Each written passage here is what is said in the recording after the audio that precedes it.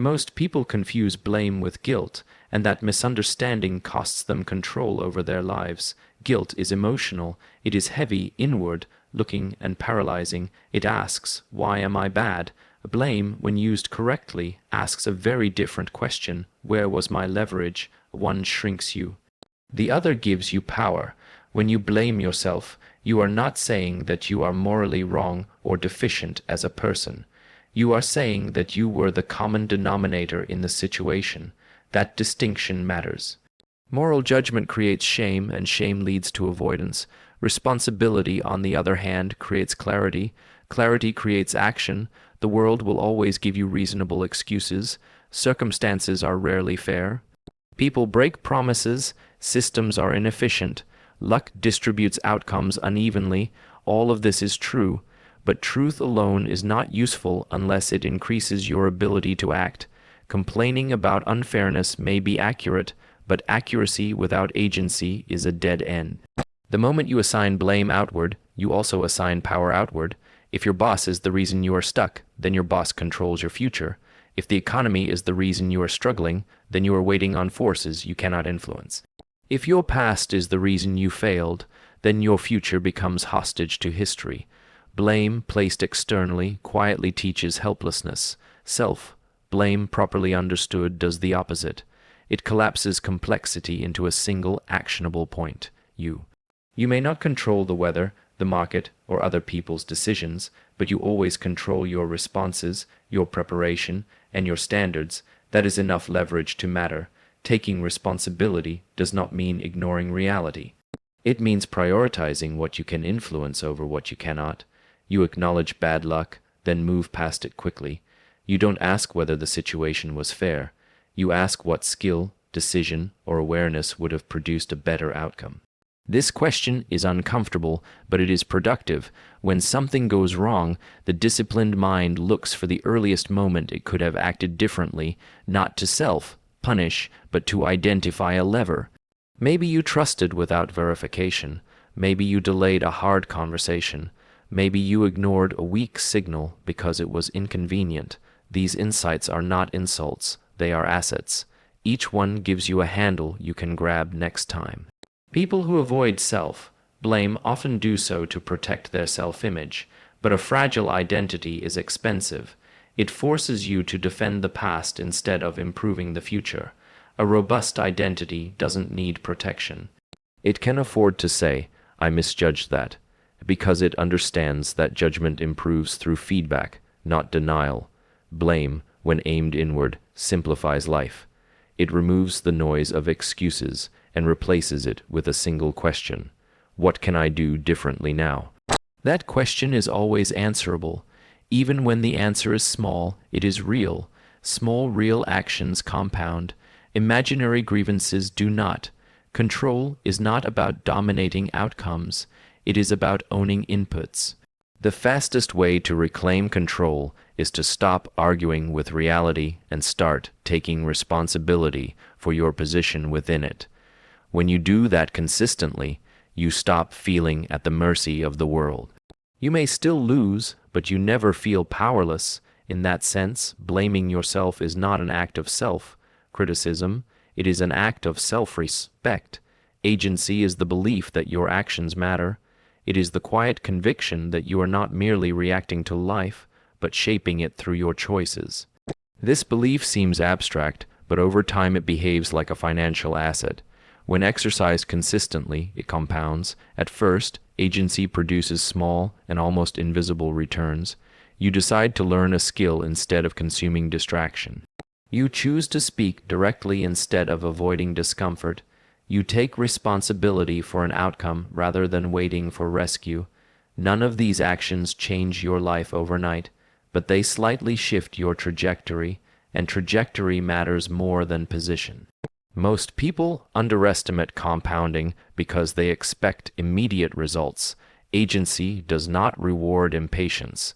Its gains show up later in better judgment, faster recovery from failure, and an increased ability to navigate uncertainty. These advantages are subtle, but they accumulate. Over time, the person who consistently acts as if they have control begins to actually have more of it. Agency changes how you interpret events. When something works, you examine why, so you can repeat it. When something fails, you look for signal rather than blame. This creates a tight feedback loop. Fast feedback improves decision making, and better decisions increase confidence. Confidence then makes action easier. The loop reinforces itself. Without agency, the loop runs in reverse. External explanations slow learning. Waiting for permission delays action. Dependency erodes confidence. Each cycle reduces the willingness to act independently until life feels like something that happens to you rather than something you participate in. This, too, compounds, but in the wrong direction. People with agency invest in assets that cannot be taken away. They build specific knowledge by following genuine curiosity. They cultivate judgment by making real decisions with real consequences. They strengthen self-trust by keeping small promises to themselves. None of this is visible from the outside, but all of it increases future leverage. Over time, agency creates optionality. You are not trapped in a single path because you have skills, relationships, and confidence that open alternatives.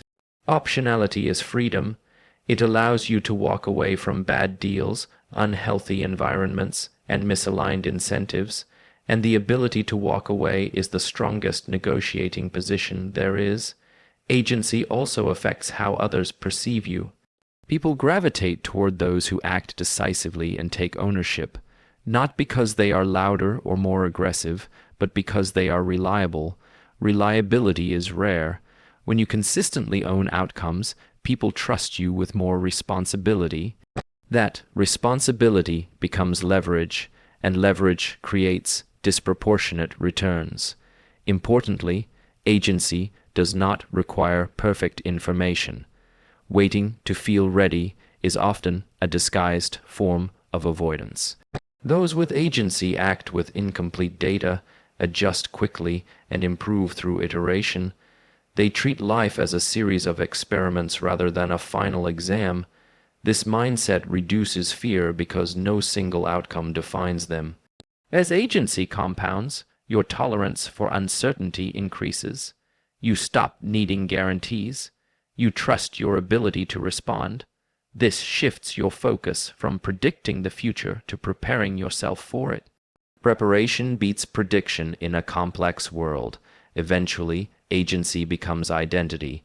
You no longer ask whether you can influence an outcome. You assume you can and look for how. This assumption quietly shapes your behavior, your opportunities, and your results. It is not bravado. It is earned confidence, built from repeated evidence that your actions matter. Like interest, agency rewards those who start early and stay consistent. The returns may be slow at first, but they are durable. And once compounding takes over, the difference between those who act and those who wait becomes impossible to ignore. The mind is a storytelling machine. It takes raw events and immediately wraps them in narrative. This is useful for meaning, but dangerous for progress. Most personal suffering is not caused by what happens, but by the story we attach to what happens. The story explains, justifies, and defends. In doing so, it quietly drains power. Stories feel good because they protect identity. They tell you why you are right, why you are special, or why you are wronged. They assign heroes and villains, but reality does not respond to stories. It responds to action. The longer you hold onto a narrative, the longer you delay the next move. When something fails, the ego rushes to explanation. It wants closure more than improvement. They didn't appreciate me. The system is rigged. This wasn't the right time. These statements may be emotionally accurate, but they are operationally useless. They turn complex situations into fixed conclusions, and fixed conclusions end learning. Power comes from seeing clearly. Clarity requires stripping events down to facts and decisions. What actually happened? What choice led here? What assumption proved false? These questions are uncomfortable because they remove emotional cushioning. But they return something more valuable: leverage. Stories externalize control. If you believe your outcome was caused primarily by others, then your future depends on others changing. That is a weak position. When you drop the story, you reclaim authorship. You stop asking who failed you and start asking what you misjudged. That shift alone restores momentum. This does not mean denying injustice or pretending circumstances don't matter. It means recognizing that moral explanations and strategic explanations are not the same. Moral explanations assign blame. Strategic explanations improve outcomes. Life rewards the latter. Most narratives are also time-bound.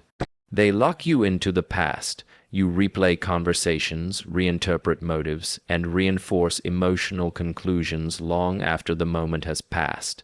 Meanwhile, the present waits. Dropping the story frees attention. Attention, once freed, can be applied to action. Keeping the power means staying future-oriented. The future does not care why something happened. It only responds to what you do next. When you hold onto a story, you keep negotiating with the past. When you let it go, you start designing the next iteration. High-agency people are not cold or unfeeling. They simply do not overinvest in explanations that reduce optionality. They grieve quickly, learn deliberately, and move forward decisively. They understand that emotional processing is necessary, but narrative fixation is optional. Stories also inflate ego. They make failures feel personal and successes feel fragile. Without the story, events become information. Information can be acted upon without drama. This is not suppression, it is efficiency. You conserve emotional energy for decisions that matter. When you drop the story, you gain speed. You no longer need consensus, validation, or sympathy before acting. You accept what is, assess your position, and choose a direction. Speed compounds. The person who moves on fastest often wins, not because they are right, but because they are adaptable. Power is not force. It is the ability to respond effectively. That ability disappears when attention is trapped in narrative. The quieter your internal dialogue, the clearer your perception. The clearer your perception, the better your decisions. Dropping the story is not about becoming detached from life. It is about becoming engaged with reality. You stop living inside explanations and start operating inside constraints. Constraints are real. Within them, you still have choices, and in the end, choice is power.